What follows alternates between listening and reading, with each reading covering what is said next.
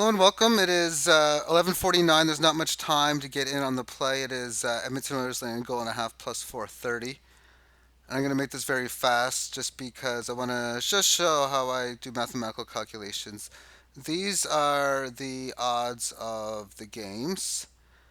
And as it goes, let me just bring that back up again. And there we have it. Edmonton, 4 of 7 of their regulation wins have been by 2 goals or more. Pittsburgh by 4 of 5 of theirs have been 2 or more.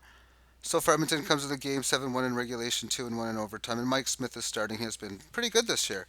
And they've outscored their opponents 42-37. So not as much of a goals for allowed discrepancy given their record. And Pittsburgh is 7-5 in regulation, 1-0 in overtime, but a much larger discrepancy given their record. Pittsburgh also has Getty Malkin back in the lineup. And Edmonton has got the most points in the Western Conference. They got 14 plus 4, 19 points so far on the season. Pittsburgh's got 18 or 15 points. Not as good. Anyway, Edmonton's plus 174 and plus 430. So we can see here to win by 1.5 goals. This is what I think the odds are. This is my pick. I don't think that they're that big of favorites. Edmonton, they just had a bad year last year. They were just down. Mike Smith, I used to be big on Smith. Then he looked really bad last year in the past, but right now I got to give him some credentials for being decent.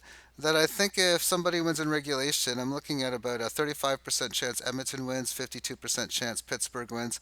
Tie, meaning it goes to overtime and someone wins in overtime or a shootout. If it goes to overtime, I think Edmonton's a small favorite to win. With Draisaitl and McDavid being the key guys on that end, of course.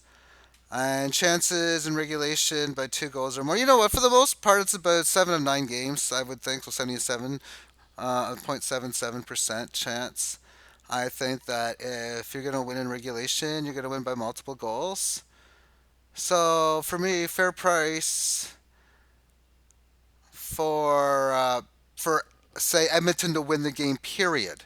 This is the math I took. So I'm taking Edmonton. There's a 35% chance for them to win, but they also, I feel, have a 55% chance to take 13% of the ties, kind of deal. So 0.55 multiply 0.13 plus a 35. Well, that works out to having, I think it should be 2.37 odds, or 137 should be the fair number. And it's 175 actually now, but 174 pick.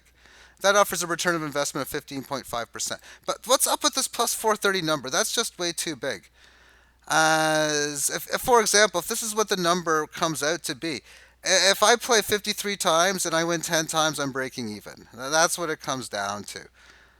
So as I look at it here for the 1.5, I got 35.35, which is the percentage multiply 0.77, because I think there's a 77% chance if they win by regulation, they can win by 2. So I think there's a 26.95% chance, a little over 4-1, or better than 1 in 4 chance, which works out to 3.71, which tells me that plus 271 is fair, which gives me a return on investment of 42.83%. So I've made a small play on Edmonton laying a goal and a half in this afternoon's game, which starts for me in a little over 1 hour from now. Take care.